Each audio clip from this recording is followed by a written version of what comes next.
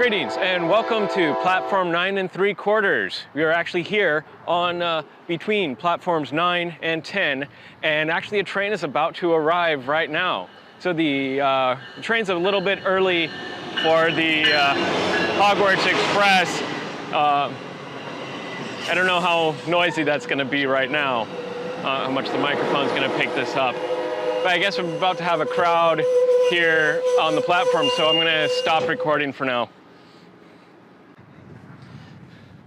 Okay, now that the train's gone and I don't have people that don't want to be filmed, so here we are again to read Harry Potter and the Sorcerer's Stone, The Journey from Platform 9 3/4. Again, as I said, we are here on the platform 9 3/4 here. The lamppost there is number 9, the lamppost behind the camera is number 10, so I'm standing at 9 3/4 roundabouts.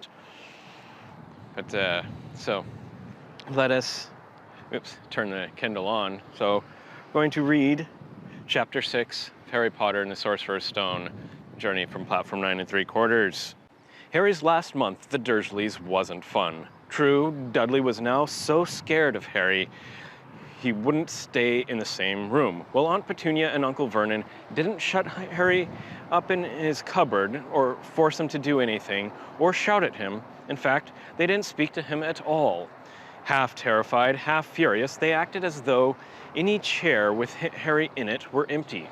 Although this was an improvement in many ways, it did become a bit depressing after a while.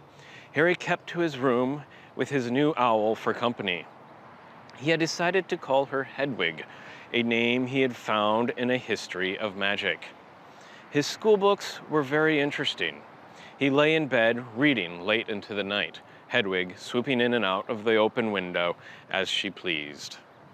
It was lucky that Aunt Petunia didn't come in to vacuum anymore, because Hedwig kept bringing in dead mice. Every night before he went to sleep, Harry ticked off another day on the piece of paper he had pinned to the wall, counting down to September the 1st. On the last day of August, he thought he'd better speak to his aunt and uncle about getting to King's Cross Station the next day, so he went down to the living room where they were watching a quiz show on television. He cleared his throat to let them know he was there, and Dudley screamed and ran from the room. Uncle Vernon? Uncle Vernon grunted to show he was listening. I need to be at King's Cross tomorrow to go to Hogwarts. Uncle Vernon grunted again. Would it be all right if you gave me a lift? Grunt. Harry supposed that meant yes. Thank you. He was about to go back upstairs when Uncle Vernon actually spoke. Funny way to get to a wizard's school, the train. Magic carpets all got punctures, have they? Harry didn't say anything. Where is this school, anyway? I don't know, said Harry, realizing this for the first time. He pulled the ticket Hagrid had given him out of his pocket. I just take the train from platform 9 3/4 at 11 o'clock, he read. His aunt and uncle stared. Platform what? 9 3/4. Don't talk rubbish, said Uncle Vernon. There is no platform 9 3/4. It's on my ticket. Barking, said Uncle Vernon. Howling mad, the lot of them. You'll see. You just wait. All right, we'll take you to King's Cross. We're going up to London tomorrow anyway, or I wouldn't bother. Why are you going to London? Harry asked, trying to keep things friendly. Taking Dudley up to the hospital, growled Uncle Vernon. Got to have that ruddy tail removed before he goes to Smeltings. Harry woke at 5 o'clock the next morning and was too excited and nervous to go back to sleep. He got up and pulled on his jeans because he didn't want to walk into the station in his wizard's robes. He changed on the train. He checked his Hogwarts list yet again to make sure he had everything he needed, saw that Hedwig was shut safely in her cage, and then paced the room, waiting for the Dursleys to get up. 2 hours later, Harry's huge, heavy trunk had been loaded into the Dursleys' car. Aunt Petunia had talked Dudley into sitting next to Harry, and they had set off. They reached King's Cross At 10:30, Uncle Vernon dumped Harry's trunk onto a cart and wheeled it into the station for him. Harry thought this was strangely kind until Uncle Vernon stopped dead, facing the platforms with a nasty grin on his face. Well, there you are, boy. Platform 9, platform 10. Your platform should be somewhere in the middle, but they don't seem to have built it yet, do they? He was quite right, of course. There was a big plastic number 9 over one platform, and a big plastic number 10 over the one next to it, and in the middle, nothing at all. Have a good term, said Uncle Vernon with an even nastier smile. He left without another word. Harry turned and saw the Dursleys drive away. All three of them were laughing. Harry's mouth went dry. What on earth was he going to do? He was starting to attract a lot of funny looks because of Hedwig. He'd have to ask someone. He stopped a passing guard, but didn't dare mention platform 9 3/4. The guard had never heard of Hogwarts, and when Harry couldn't even tell him what part of the country it was in, he started to get annoyed, as though Harry was being stupid on purpose. Getting desperate, Harry asked for the train that left at 11 o'clock. But the guard said there wasn't one. In the end, the guard strode away, muttering about time wasters. Harry was now trying hard not to panic. According to the large clock over the arrivals board, he had 10 minutes left to get on the train to Hogwarts, and he had no idea how to do it. He was stranded in the middle of a station with a trunk he could hardly lift, a pocket full of wizard money, and a large owl. Hagrid must have forgotten to tell him something you had to do, like tapping the third brick on the left to get into Diagon Alley. He wondered if he should get out his wand and start tapping the ticket inspector's stand between platforms 9 and 10. At that moment, a group of people passed just behind him, and he caught a few words of what they were saying. Packed with muggles, of course. Harry swung around. The speaker was a plump woman who was talking to 4 boys, all with flaming red hair. Each of them was pushing a trunk, like Harry's, in front of them, and they had an owl. Heart hammering, Harry pushed his cart after them. They stopped, and so did he, just near enough to hear what they were saying. Now, what's the platform number? Said the boy's mother. 9 3/4, piped a small girl, also red-headed, who was holding her hand. Mom, can't I go? You're not old enough, Jenny. Now be quiet. All right, Percy, you go first. What looked like the oldest boy marched toward platforms 9 and 10. Harry watched, careful not to blink in case he missed it. But just as the boy reached the dividing barrier between the two platforms, a large crowd of tourists came swarming in front of him, and by the time the last backpack had cleared away, the boy had vanished. Fred, you next, the plump woman said. I'm not Fred. I'm George, said the boy. Honestly, woman, you call ourselves our mother. Can't you tell I'm George? Sorry, George, dear. I'm only joking. I am Fred, said the boy, and off he went. His twin called after him to hurry up, and he must have done so because a second later he had gone. But how had he done it? Now the third brother was walking briskly toward the barrier. He was almost there, and then, quite suddenly, he wasn't anywhere. There was nothing else for it. Excuse me, said Harry to the plump woman. Hello, dear, she said. First time at Hogwarts. Ron's new too. She pointed at the last and youngest of her sons. He was tall, thin, and gangling, with freckles, big hands and feet, and a long nose. Yes, said Harry. The thing is, I don't know how to get on the platform, she said kindly, and Harry nodded. Not to worry, she said. All you have to do is walk straight at the barrier between platforms 9 and 10. Don't stop and don't be scared you'll crash. That's very important. Best do it at a bit of a run if you're nervous. Go now before Ron. Okay, said Harry. He pushed his trolley around and stared at the barrier. It looked very solid. He started to walk toward it. People jostled him on their way to the platforms 9 and 10. Harry walked more quickly. He was going to smash right into it. right into that barrier, and then he'd be in trouble. Leaning forward on his cart, he broke into a heavy run. The barrier was coming nearer and nearer. He wouldn't be able to stop. The cart was out of control. He was a foot away. He closed his eyes, ready for the crash. But it didn't come. He kept on running. He opened his eyes. A scarlet steam engine was waiting next to a platform packed with people. A sign overhead said Hogwarts Express, 11 o'clock. Harry looked behind him and saw a wrought iron archway where the barrier had been, with the words Platform 9 3/4 on it. He had done it. Smoke from the engine drifted over the heads of the chattering crowds, while cats of every color wound here and there between their legs. Owls hooted to one another in a disgruntled sort of way over the babbling and the scraping of heavy trunks. The first few carriages were already packed with students, some hanging out of the window to talk to their families, some fighting over seats. Harry pushed his cart off down the platform in search of an empty seat. He passed a round-faced boy who was saying, "Gran, I've lost me toad again." "Oh, Neville," he heard the old woman sigh. A boy with dreadlocks was surrounded by a small crowd. "Give us a look, Lee, go on." The boy lifted the lid of a box in his arms, and the people around him shrieked and yelled as something inside poked out a long, hairy leg. Harry pressed on through the crowd until he found an empty compartment near the end of the train. He put Hedwig inside first and then started to shove and heave his trunk toward the train door. He tried to lift it up the steps, but could hardly raise one end, and twice he dropped it painfully on his foot. "Want a hand?" It was one of the red-haired twins he'd followed through the barrier. "Yes, please," Harry panted. "Oi, Fred, come here and help." With the twins' help, Harry's trunk was at last tucked away in the corner of the compartment.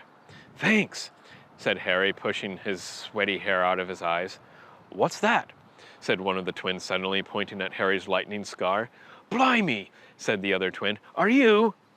"He is," said the first twin. "Aren't you?" he added to Harry. "What?" said Harry. "Harry Potter," chorused the twins. "Oh, him. Yes. Yes, I am." The two boys gawked at him, and Harry felt himself turning red. Then, to his relief, a voice came floating in through the train's open door. "Fred, George, are you there?" "Coming, Mom." With a last look at Harry, the twins hopped off the train.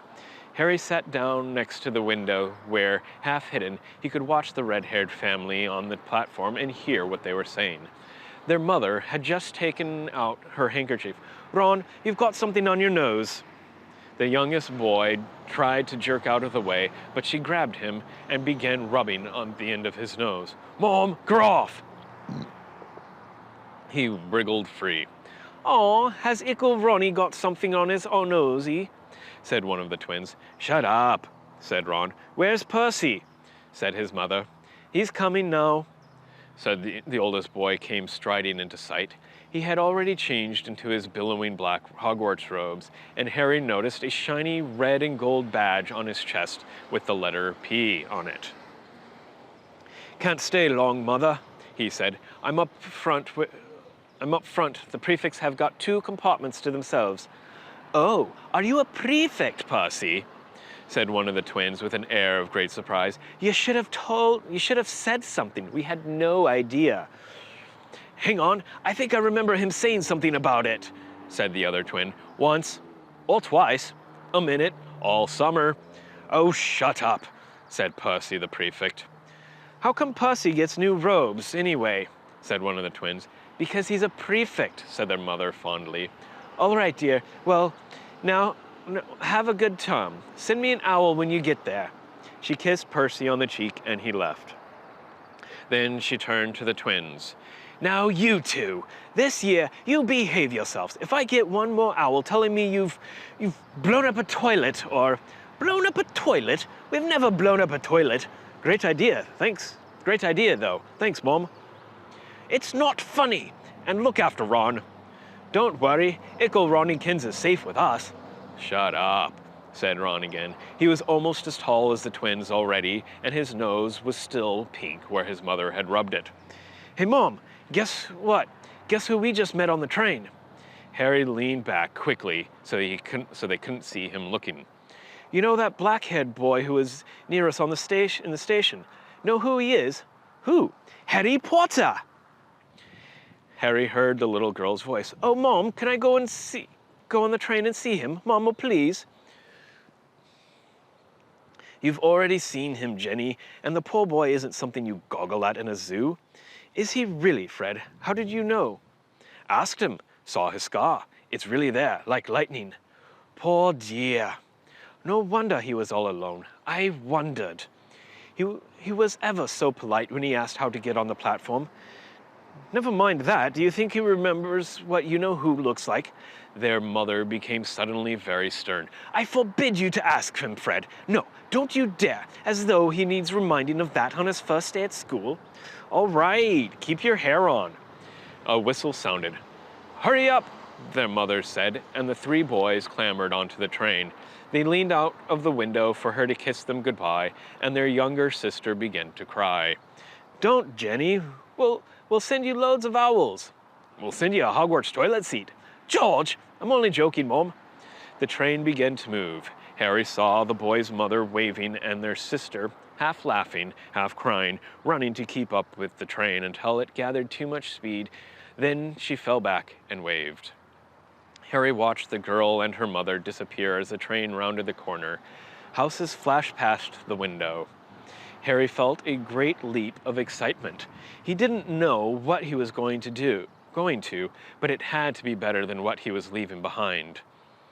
The door of the compartment slid open and the youngest red-headed boy came in. Anyone sitting there? He asked, pointing at the seat opposite Harry. Everywhere else is full. Harry shook his head and the boy sat down.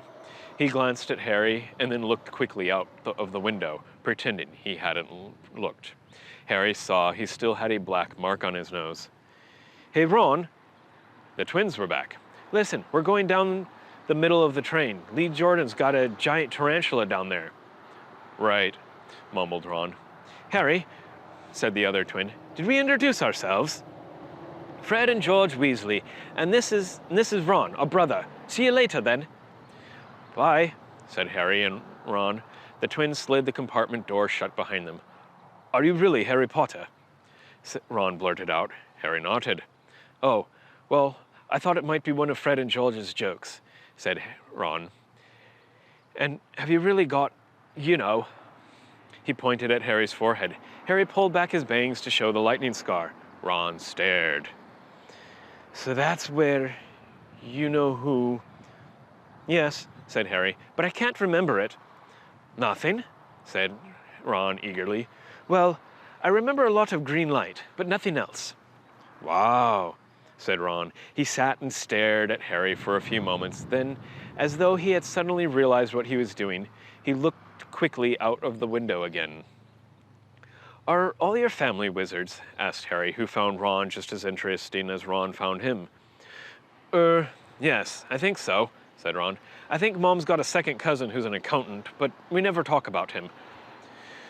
So you must know loads of magic already. The Weasleys were clearly one of those old wizarding families the pale boy in Diagon Alley had talked about. I heard you went to live with Muggles, said Ron. What are they like? Horrible. Well, not all of them. My aunt and uncle and cousin are, though. Wish I'd had 3 wizard brothers. 5, said Ron. For some reason, he was looking gloomy. I'm the 6th in our family to go to Hogwarts. You could say I've got a lot to live up to. Bill and Charlie have already left. Bill was head boy and Charlie was captain of Quidditch. Now Percy's a prefect. Fred and George mess around a lot, but they still get really good marks, and everyone thinks they're really funny. Everyone expects me to do as well as the others, but if I do, it's no big deal because they did it first. You never get anything new either with 5 brothers. I've got Bill's old robes, Charlie's old wand, and Percy's old rat. Ron reached inside his jacket and pulled out a fat gray rat, which was asleep. His name's Scabbers, and he's useless. He hardly ever wakes up. Percy got an owl from my dad for being made a prefect, but they couldn't I got Scabbers instead. Ron's ears went pink. He seemed to think he had said too much, because he went back to staring out of the window. Harry didn't think there was anything wrong with not being able to afford an owl. After all, he'd never had any money in his life until a month ago, and he told Ron so, all about having to wear Dudley's old clothes and never getting proper birthday presents. This seemed to cheer Ron up. And until Hagrid told me, I didn't know anything about being a wizard, or about my parents, or Voldemort. Ron gasped. What? Said Harry. You said you know whose name? Said Ron, sounding both shocked and impressed. I'd have thought you, of all people.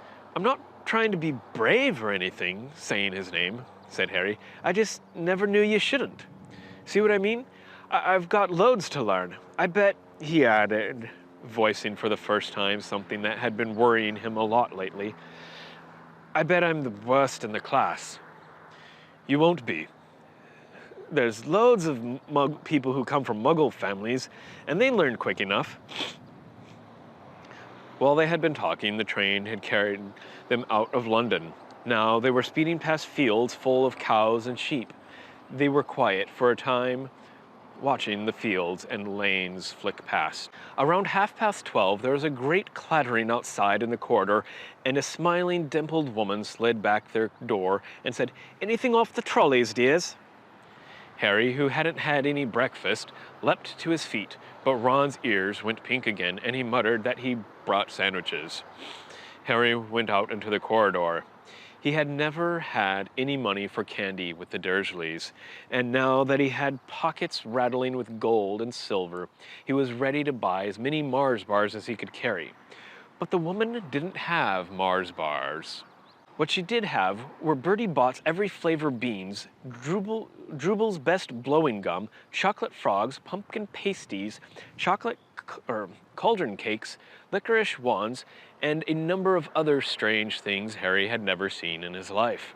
Not wanting to miss anything, he got some of everything and paid the woman 11 silver sickles and 7 bronze knuts. Ron stared as Harry brought it all back into the compartment and tipped it onto an empty seat. Hungry, are you? Starving, said Harry, taking a large bite out of a pumpkin pasty. Ron had taken out a lumpy package and unwrapped it. There were 4 sandwiches inside. He pulled one of them apart and said, She always forgets I don't like corned beef. Swap you for one of these, said Harry, holding up a pasty. Go on. You don't want this. It's all dry, said Ron. She hasn't got much time, he added quickly. You know, with 5 of us. Go on, have a pasty, said Harry, who had never had anything to share before, or indeed anyone to share it with. It was a nice feeling sitting there with Ron, eating their way through all Harry's pasties, cakes, and candies. The sandwiches lay forgotten. What are these? Harry asked Ron, holding up a pack of chocolate frogs. They're not really frogs, are they? He was starting to feel that nothing would surprise him. No, said Ron. But see what the card is. I'm missing Agrippa. What? Oh, of course, you wouldn't know. Chocolate frogs have cards inside them, you know, to collect. Famous witches and wizards. I've got about 500, but I haven't got Agrippa or Ptolemy. Harry unwrapped his chocolate frog and picked up the card. It showed a man's face. He wore half-moon glasses, had a long, crooked nose, and flowing silver hair, beard, and mustache. Underneath the picture was the name Albus Dumbledore. So this is Dumbledore, said Harry. Don't tell me you've never heard of Dumbledore, said Ron. Can I have a frog? I might get Agrippa. Thanks. Harry turned over his card and read, Albus Dumbledore, currently headmaster of Hogwarts. Considered by many the greatest wizard of the modern times, Dumbledore is particularly famous for his defeat against the dark wizard Grindelwald in 1945, for the discovery of the 12 uses of dragon's blood, and his work on alchemy with his partner, Nicholas Flamel. Professor Dumbledore enjoys chamber music and 10-pin bowling. Harry turned the card back over and saw, to his astonishment, that Dumbledore's face had disappeared. "He's gone!" "Well, you can't expect him to hang around all day," said Ron. "He'll be back." "No, I've got Morgana again. And I've got about 6 of her. Do you want it? You can start collecting." Ron's eyes strayed to the pile of chocolate frogs waiting to be unwrapped. "Help yourself," said Harry. "But, you know, in the Muggle world, people just stay put in photos." "Do they? What? They don't move at all?" Ron sounded amazed. "Weird." Harry stared as Dumbledore sidled back into the picture on his card and gave him a small smile. Ron was more interested in eating the frogs than looking at the famous witches and wizard cards. But Harry couldn't keep his eyes off them. Soon he had not only Dumbledore and Morgana, but Hengist of Woodcraft, Alberic Grunion, Circe, Paracelsus, and Merlin. He finally tore his eyes away from the druidist Cleodna, who was scratching her nose, to open a bag of Bertie Bott's Every Flavor beans. "You want to be careful with those," Ron warned Harry.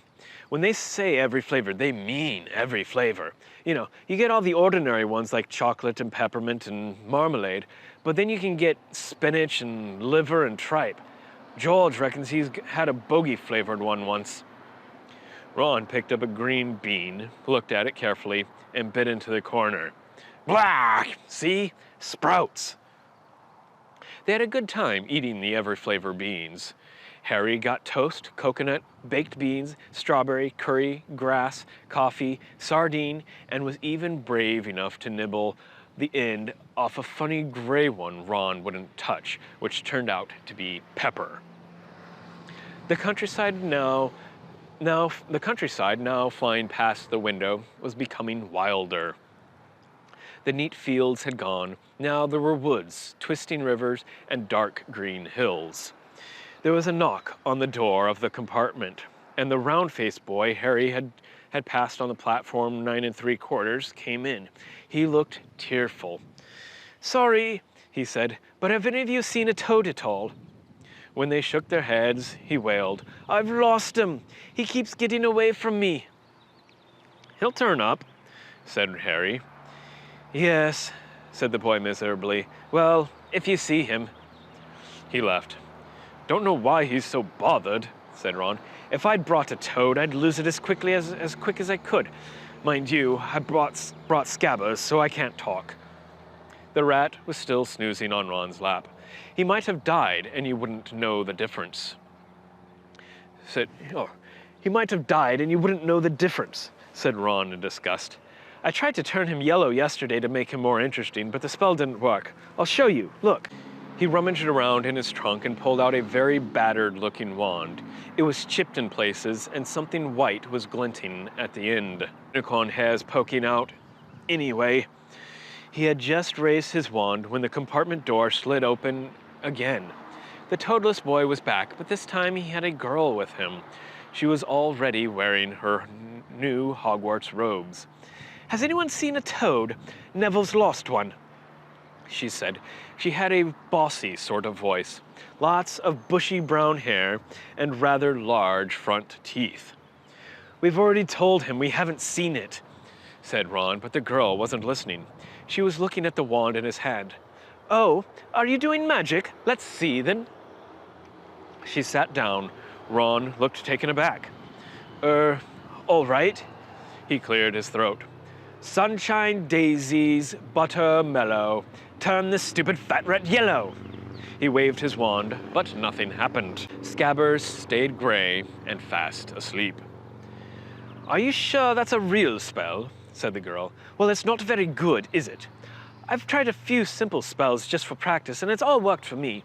Nobody in my family is magic at all. It was ever such a surprise when I got my letter. But I was ever so pleased, of course. I mean, it's the very best school of witchcraft there is, I've heard. I've learned all our course books by heart, of course. I just hope it'll be enough. I'm Hermione Granger, by the way. Who are you?" She said all this very fast. Harry looked at Ron and was relieved to see by his stunned face that he hadn't learned all the course books by heart either. "I'm Ron Weasley," Ron muttered. "Harry Potter," said Harry. "Are you really?" said Hermione. "I know all about you, of course. I got a few extra books for background reading, and you're in modern history, modern magical history and the rise and fall of the dark arts, and great wizarding events of the 20th century. Am I?" said Harry, feeling dazed. "Goodness, didn't you know? I'd have found out everything I could if it was me," said Hermione. "Do either of you know what house you'll be in? I've been asking around, and I hope I'm in Gryffindor. It sounds like by far the best. I hear Dumbledore himself was in it, but I suppose Ravenclaw wouldn't be too bad. Anyway, we'd better go and look for Neville's toad. You two had better change, you know. I expect we'll be over there soon." And she left, taking the toadless boy with her. "Whatever house I'm in, I hope she's not in it," said Ron. He threw his wand back into his trunk. "Stupid spell. George gave it to me. Bet he knew it was a dud." "What house are your brothers in?" asked Harry. "Gryffindor." "Ron," said Ron. Gloom seemed to be settling in on him again. "Mom and Dad were in it too. I don't know what they'll say if I'm not. I don't suppose Ravenclaw would be too bad, but imagine if they put me in Slytherin. That's the house you know who was in." "Yeah," said Ron. He flipped back into his seat, looking depressed. "You know, I think the end of Scabbers' whiskers are a bit lighter," said Harry, trying to take Ron's mind off houses. "So, what do your older brothers do now that they've left anyway?" Harry was wondering what a wizard did once he finished school. "Charlie's in Romania studying dragons, and Bill's in Africa doing something for Gringotts," said Ron. "Did you hear about Gringotts? It's been all over the Daily Prophet, but I suppose you don't get that with the Muggles. Someone tried to rob a high-security vault." Harry stared. "Really? What happened to them?" "Nothing. That's why it's such big news. They haven't been caught. My dad says it must have been a powerful dark wizard to get around Gringotts, but they don't think they took anything. That's what's so odd.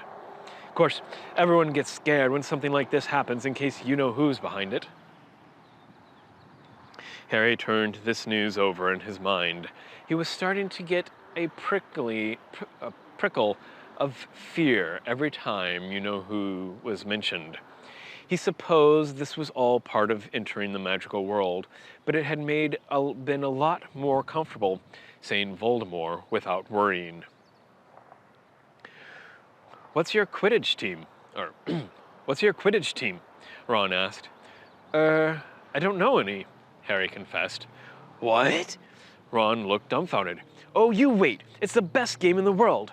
And he was off, explaining all about the 4 balls and the positions of the 7 players, describing famous games he'd been to with his brothers and the broomstick he'd like to get if he had the money. He was just talking Harry through the finer points of the game when the compartment door slid open again, but it wasn't Neville or the toadless boy or Hermione Granger this time. 3 boys entered, and Harry recognized the middle one at once. It was the pale boy from Madame Malkin's robe shop.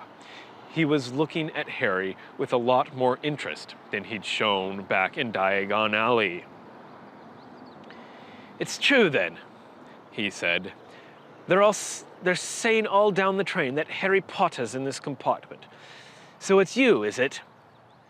"Yes," said Harry. He was looking at the other boys. Both of them were thick-set and looked extremely mean. Standing on either side of the pale boy, they looked like bodyguards. "Oh, this is Crabbe and this is Goyle," said the pale boy carelessly, noticing where Harry was looking. "And my name's Malfoy, Draco Malfoy."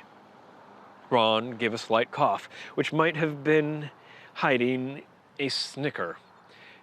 Draco Malfoy looked at him. "Think my name's funny, do you? No need to ask who you are. My father told me all all the Weasleys have red hair, freckles, and more children than they can afford." He turned back to Harry. You'll soon find out that some wizarding families are much better than others, Potter. You don't want to go making friends with the wrong sort. I can help you there. He held out his hand to shake Harry's, but Harry didn't take it. I think I can tell who the wrong sort are for myself, thanks, he said coldly. Draco Malfoy didn't go red, but a pink tinge appeared on his pale cheeks. I'd be careful if I were you, Potter, he said slowly. Unless you're a bit politer, you'll go the same way as your parents. They didn't know what was good for them either. You hang around with riffraff like the Weasleys and that Hagrid, and it'll rub off on you. Both Harry and Ron stood up. Say that again, said Ron, his face as red as his hair. Oh, you're going to fight us, are you? Malfoy sneered. Unless you get out of here now, said Harry, more bravely than he felt, because Crabbe and Goyle were a lot bigger than him or Ron. But we don't feel like leaving, do we, boys? We've eaten all our food, and you still seem to have some. Goyle reached toward the chocolate frogs next to Ron. Ron leapt forward, but before he had so much as touched Goyle, Goyle let out a horrible yell. Scabbers the rat was hanging off his finger. Sharp teeth sunk deep into Goyle's knuckle. Crabbe and Malfoy backed away as Goyle swung Scabbers round and round, howling, and when Scabbers finally flew off and hit the window, all three of them disappeared at once. Perhaps they thought there were more rats lurking among the sweets, or perhaps they'd heard footsteps because a second later, Hermione Granger had come in. What has been going on? She said, looking at the sweets all over the floor and Ron picking up Scabbers by his tail. I think he's been knocked out, Ron said to Harry. He looked closer at Scabbers. No, I don't believe it. He's gone back to sleep. And so he had. You've met Malfoy before, Harry explained about their meeting in Diagon Alley. I've heard of his family, said Ron darkly. They were some of the first to come back to our side after you-know-who disappeared. Said they'd been bewitched. My dad doesn't believe it. He said Malfoy's father didn't need an excuse to go over to the dark side. He turned to Hermione. Can we help you with something? You'd better hurry up and put your robes on. I've just been up to the front to ask the conductor, and he says we're nearly there. You haven't been fighting, have you? You'll be in trouble before we even get there. Scabbers has been fighting, not us, said Ron, scowling at her. Would you mind leaving while we change? All right, only I came in here because because people outside were behaving very childishly, racing up and down the corridors, said Hermione in a sniffy voice. And you've got dirt on your nose, by the way. Did you know? Ron glared at her as she left. Harry peered out of the window. It was getting dark. He could see mountains and forests under a deep purple sky. The train did seem to be slowing down. He and Ron took off their jackets and pulled on their long black robes. Ron's were a bit short for him. You could see his sneakers underneath them. A voice echoed through the train. We'll be reaching Hogwarts in 5 minutes' time. Please leave your luggage on the train. It will be taken to the school separately. Harry's stomach lurched with nerves, and Ron, he saw, looked pale under his freckles. They crammed their pockets with the last of the sweets and joined the crowd thronging the corridor. The train slowed right down and finally stopped. People rushed their way toward the door and out onto the tiny, dark platform. Harry shivered in the cold night air. Then a lamp came bobbing over the heads of the students, and Harry heard a familiar voice. First years over here. All right there, Harry. Hagrid's big, hairy face beamed over the sea of heads. Come on, follow me. Any more first years? Mind your step now. First years, follow me. Slipping and stumbling, they followed Hagrid down what seemed to be a steep, narrow path. It was so dark on either side of them that Harry thought there must be thick trees there. Nobody spoke much. Neville, the boy who kept losing his toad, sniffed once or twice. You'll get your first sight at Hogwarts in a sec, Hagrid called over their shoulders. Just round this bend here. There was a loud, ooh. The narrow path had opened suddenly onto the edge of a great black lake. Perched atop a high mountain on the other side, its windows sparkling in the starry sky, was a vast castle with many turrets and towers. "No more'n 4 to a boat," Hagrid called, pointing to a fleet of little boats sitting in the water by the shore. Harry and Ron were followed into their boat by Neville and Hermione. "Everyone in?" shouted Hagrid, who had a boat to himself. "Right then, forward!" And the fleet of little boats moved off at once, gliding across the lake, which was as smooth as glass. Everyone was silent, staring up at the great castle overhead. It towered over them as they sailed nearer and nearer to the cliff on which it stood. "Heads down!"